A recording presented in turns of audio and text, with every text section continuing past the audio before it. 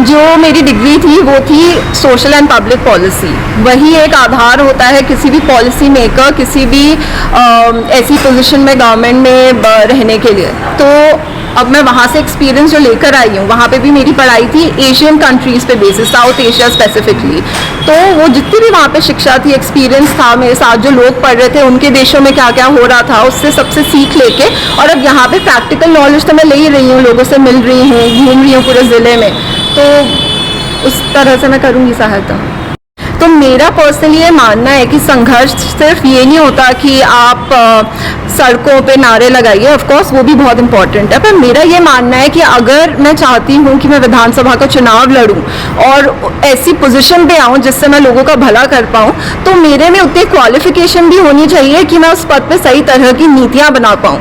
तो जो मेरी हायर एजुकेशन है वो दुनिया के सबसे प्रथम जो विश्वविद्यालय से, वहाँ से मैं पढ़कर आई हूँ। तो वो क्या संघर्ष नहीं मैंने करा, वहाँ पे भी तो मैं अपने काबिल पढ़ाई पे मार्क्स लाकर और मतलब ये जो विद्यालय है उनमें तो ऐसा होता है कि आपको कितना इंटर्नशिप जॉब एक्सपीरियंस दिखाना होता है। मैंने वो सब करा ताकि मैं उस विश्वविद्यालय में जाऊं जहाँ से पूरे दुनिया के प्राइम मिनिस्टर्स कितने लोग पढ़ चुके हैं और वहाँ का एक्सपीरियंस लाऊं और यहाँ पे परिवर्तन लाऊं। तो ये भी एक तरह का संघर्ष है, कितने लोग ये कर पाते हैं। और जहाँ तक बात रही कि मैं एकदम नई हूँ, ये इस चीज़ से मैं नहीं मानती। मेरा परिवार इस क्षेत्र में 600 साल से है, समाज सेवा कर रहा है। तब के समय अलग तरीके अलग माध्यम से कर रहे थे, पर अब जैसे लोकतंत्र है तो मैं पहली हूँ पूरे परिवार में मेरे जिनने राजनीति का माध्यम अपनाया है।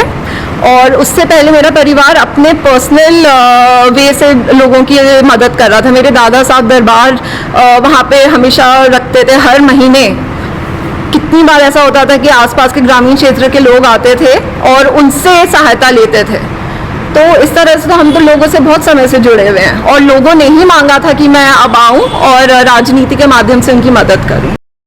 जैसा कि जब मैंने कांग्रेस पार्टी ज्वाइन करी थी, मेरा काम यह है कि मैंने कांग्रेस को एक माध्यम, एक प्लेटफॉर्म की तरह चुना था कि मैं लोगों के उसके माध्यम से सेवा करूं। तो उसी तरह कमलनाथ जी ने मेरे को एक पद दिया अपने आप कि मैं प्रवक्ता बनूं और पार्टी से और जुड़ूं।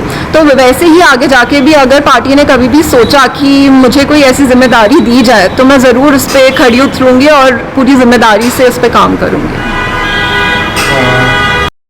में जितना महत्वपूर्ण सरकार का होता है उतना ही विपक्ष का भी होता है और ये बहुत ही अच्छी बात है कि ये विपक्ष के रूप में अब कांग्रेस आगे आई है और जितनी भी चीज़ें, जितना भी अन्याय हो रहे हैं प्रदेश में, आप जानते ही होंगे कि हर दूसरे दिन हम सुनते हैं कि ये घोटाला हुआ, वहाँ पे किसी के साथ गलत व्यवहार हुआ, महिलाओं के साथ जितना बुरा हो रहा है इतना कभी भी कोई भी प्रदेश में पहले नहीं हुआ है।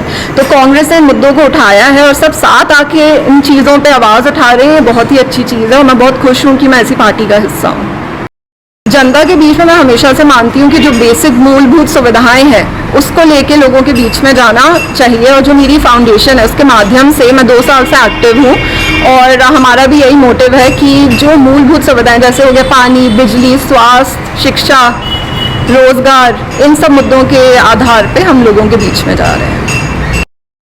जो मेरा फाउंडेशन है उसकी जो रिसेंट सबसे जो मैंने कुंजरोद वेलफेयर फाउंडेशन, उसके माध्यम से जो मैंने सबसे अभी रीसेंट चीज़ करी थी, जितने भी धार ज़िले में आदिवासी विद्यालय और जो हॉस्टल्स हैं मैं वहाँ गई थी और वहाँ पे जो भी उनको सुविधाएं चाहिए थी वो मैंने उनको उपलब्ध करवाई। अब वो किताबें हो गई, कई ऐसी बच्चियाँ थी जिन लोगों के पास पहनने के लिए जूते भी नहीं थे तो मैंने उनको जूतों की सहायता दी।